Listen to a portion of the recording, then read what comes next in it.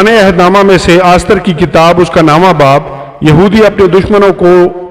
नाबूद करते हैं। अब 12वें महीने यानी अदार महीने की 13वीं तारीख को जब बादशाह के हुक्म और फरमान पर अमल करने का वक्त नजदीक आया और उस दिन यहूदियों के दुश्मनों को उन पर गालिब होने की उम्मीद थी, हालांकि बरक्स इसके ये हुआ कि यहूदियों ने अपनी नफरत करने वालों पर गलबा पाया, तो अख्सवीरस बादशाह के सब सूबों के यहूदी अपने अपने शहर में इकट्ठे हुए कि उन पर जो उनका नुकसान चाहते थे हाथ चलाएं, और कोई आदमी उनका सामना ना कर सका क्योंकि उनका खौफ सब कौमों पर छा गया था। और सूबों के सब अमीरों और नवाबों और हाकिमों और बादशाह के कारगुजारों ने यहूदियों की मदद की, इसलिए कि मर्दगी का रौब उन पर छा गया था, क्योंकि मर्द की शाही महल में मुअज़्ज़ज़ था और सब सूबों में उसकी शोहरत फैल गई थी, इसलिए कि यह मर्द यानी मर्द की बढ़ता ही चला गया। और यहूदियों ने अपने सब दुश्मनों को तलवार की धार से काट डाला और कत्ल और हलाक किया, और अपने नफरत करने वालों से जो चाहा किया। और कसरे शोषण में यहूदियों ने 500 आदमियों को कत्ल और हलाक किया, और पर्शन दाता और दलफून और अस्पाता और पोराता और इदलिया और इर्दिता और परमिश्ता और अरीसी और इर्दी और वीजाता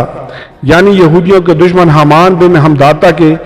10 बेटों को उन्होंने कत्ल किया, पर लूट पर उन्होंने हाथ ना बढ़ाया। उसी दिन उन लोगों का शुमार जो कसरे शोषण में कत्ल हुए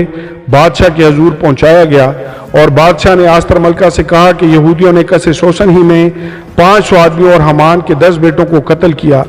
और हलाक किया है, तो बादशाह के बाकी सूबों में उन्होंने क्या कुछ ना किया होगा। अब तेरा क्या सवाल है वो मंजूर होगा, और तेरी और क्या दरख्वास्त है वो सब पूरी की जाएगी। आस्तर ने कहा, अगर बादशाह को मंजूर हो तो उन यहूदियों को जो शोषण में हैं इजाज़त मिले कि आज के फरमान के मुआफिक कल भी करें और हमान के 10 बेटों सूली पर चढ़ाए जाएं। सो बादशाह ने हुक्म दिया कि ऐसा ही किया जाए, और शोषण में उस फरमान का ऐलान किया गया, और हमान के 10 बेटों को उन्होंने टांग दिया। और वो यहूदी जो शोषण में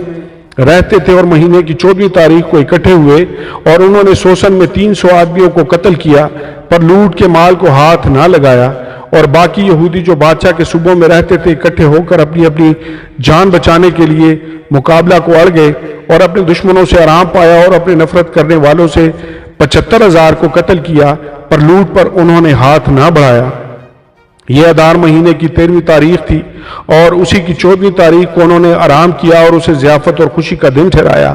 पर वो यहूदी जो शोषण में थे उसी की 13वीं और 14वीं तारीख को इकट्ठे हुए, और उसकी 15वीं तारीख को आराम किया और उसे ज़ियाफत और खुशी का दिन ठहराया। इसीलिए देहाती यहूदी जो बेफसील बस्तियों में रहते हैं अदार महीने की 14वीं तारीख को शादमानी और ज़ियाफत का और खुशी का और एक दूसरे को तोहफे भेजने का दिन मानते हैं, ईद पुरीम। और मद्दकी ने यह सब अहवाल लिखकर उन यहूदियों को जो अख्सवीरस बादशाह के सब सूबों में किया नज़दीक किया दूर रहते थे खत भेजे, ताकि उनको ताकीद करे कि वो अदार महीने की 14वीं तारीख को और उसी की 15वीं को साल बसाल ऐसे दिनों की तरह माने जिनमें यहूदियों को अपने दुश्मनों से चैन मिला, और वो महीने उनके लिए गम से शादमानी में और मातम से खुशी के दिन में मुबद्दल हुआ। इसलिए वो उनको ज़ियाफत और खुशी और आपस में तोहफे भेजने और गरीबों को खैरात देने के दिन ठहराएं। यहूदियों ने जैसा शुरू किया था और जैसा मर्दकी ने उनको लिखा था वैसा ही करने का जिम्मा लिया, क्योंकि अजाजी हमदाता के बेटे हमान सब यहूदियों के दुश्मन ने यहूदियों के खिलाफ उनको हलाक करने की तदबीर की थी, और उसने यानी कुरा डाला था कि उनको नाबूद और हलाक करे। पर जब वो मामला बादशाह के सामने पेश हुआ तो उसने खतों के जरिया से हुक्म किया कि वो बुरी तजवीज़ जो उसने यहूदियों के बरखिलाफ की थी उल्टी उसी के सर पर पड़े, और वो और उसके बेटे सूली पर चढ़ाए जाएं। इसलिए उन्होंने उन दिनों को पूर के नाम के सबब से पुरेम कहा। सो इस खत की सब बातों के सबब से और जो कुछ उन्होंने इस मामला में खुद देखा था और जो उन पर गुजरा था उसके सबब से भी यहूदियों ने ठहरा दिया और अपने ऊपर और अपनी नस्ल के लिए और उन सबों के लिए जो उनके साथ मिल गए थे ये जिम्मा लिया, ताकि बात अटल हो जाए कि वो उस खत की तहरीर के मुताबिक हर साल उन दोनों दिनों को मुकर्रर वक्त पर मानेंगे। اور یہ دن پشت در پشت ہر خاندان اور صوبہ اور شہر میں یاد رکھے اور مانے جائیں گے، اور پوریم کے دن یہودیوں میں کبھی موقوف نہ ہوں گے، نہ ان کی یادگار ان کی نسل سے جاتی رہے گی۔ اور ابی خیل کی بیٹی آستر ملکہ اور یہودی مردکی نے پوریم کے بعد کے خط پر زور دینے کے لیے پورے اختیار سے لکھا، اور اس نے سلامتی اور سچائی کی باتیں لکھ کر اخشویرس کی مملکت کے 127 صوبوں میں سب یہودیوں کے پاس خط بھیجے، تاکہ پوریم کے ان دنوں کو ان کے مقررہ وقت کے لیے برقرار کرے، جیسا یہودی مردکی اور آستر ملکہ نے ان کو حکم کیا تھا، اور جیسا انہوں نے اپنے اور اپنی نسل کے لیے روزہ رکھنے اور ماتم کرنے کے بارے میں ٹھہرایا تھا۔ اور آستر کے